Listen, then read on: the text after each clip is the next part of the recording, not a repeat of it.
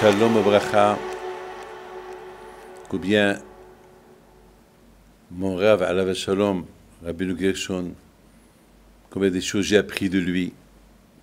L'une des choses que j'ai appris de lui, il dit que lorsque quelqu'un est réussi,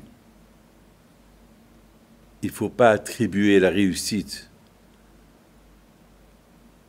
à toi, il faut attribuer, si tu as réussi, c'est grâce à Hachem. C'est la réussite d'Hachem. Mes amis, si par exemple, je vis, c'est pas parce que je suis tzaddik, merci à Hachem, parce que je ne dois rien à Kadosh Baruch Hu. Mais pardon, Akadosh Baruch Hu ne me doit rien du tout. Moi, je dois tout à Kadosh Baruch Hu. Lui ne me doit rien du tout. Donc, toute ma réussite, tout ce que j'ai, merci à Hachem. Merci à Hachem. Je voudrais, mes amis, simplement vous rappeler une chose. Aujourd'hui, nous sommes dans le mois d'Elul. Comment est notre Teshuvah? Le mois d'Elul, on fait l'Islihot. On revient vers Hachem. Est-ce qu'on a vraiment fait une Teshuvah ou pas? C'est pas parce que on est resté vivant cette année que j'ai mérité. Non, ça ne veut rien dire. Il se peut que Hachem n'ait pas miséricorde, il t'a donné la vie. Hachem, il te doit rien. Toi, tu dois tout à Hachem. Donc, toute ta réussite, elle vient d'Hachem. Mes amis, je vous raconte une petite histoire. Peut-être que je l'ai déjà racontée, mais je la raconte quand même. Il s'est passé que, lorsque je suis retourné de New York, j'avais un décalage horaire.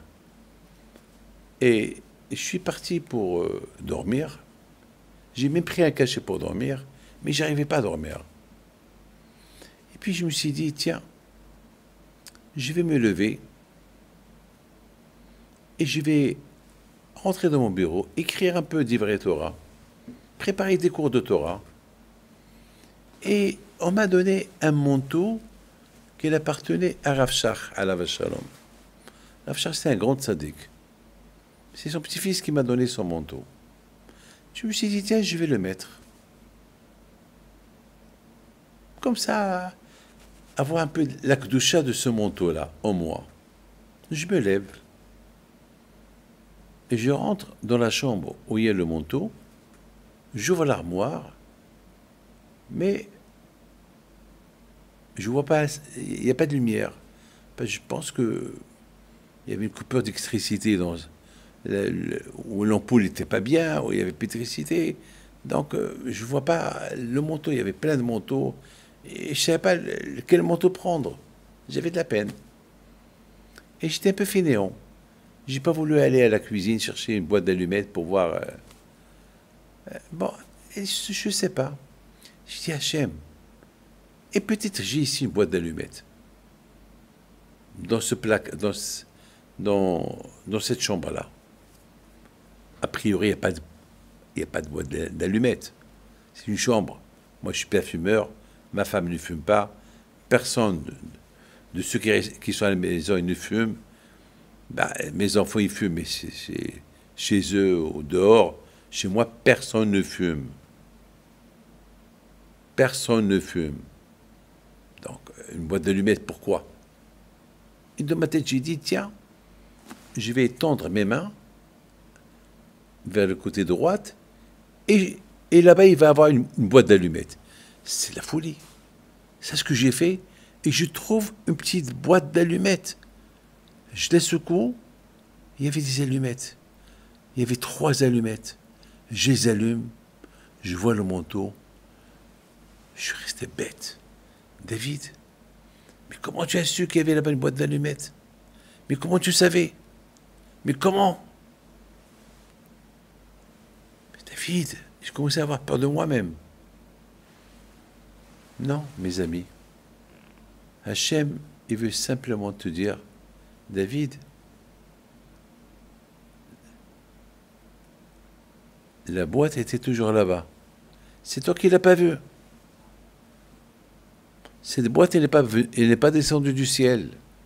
Cette boîte, elle était toujours là-bas. Mais toi, tu n'as pas vu. Je veux simplement te dire que il y a beaucoup des fautes que tu fais, que tu crois que tu les as pas fait, mais tu les as fait. Il y a beaucoup de fois, on se prend pour des tzadikim. On croit qu'on n'a rien fait de mal dans la vie. Et lorsqu'on cherche, on trouve.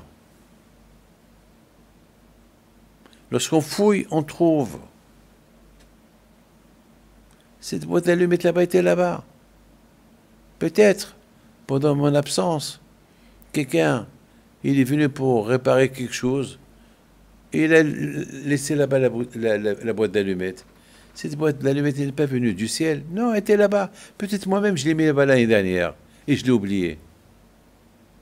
Mais Hachem, passé le roi des Louls, Hachem, il veut me réveiller. Tu vois, David, tu as pensé peut-être, il y a une boîte d'allumettes, et voilà, tu l'as trouvée. Et pourtant, dans ta tête, il n'y a pas de boîte d'allumettes. Et voilà, tu as trouvé. Comme ça, par beaucoup de fois, dans la tête, on croit qu'on n'a pas fauté.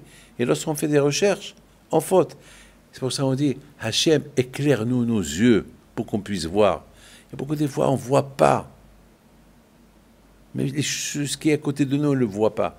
Hachem, ouvre-nous les yeux pour qu'on puisse voir. Ouvre-nous les yeux pour voir.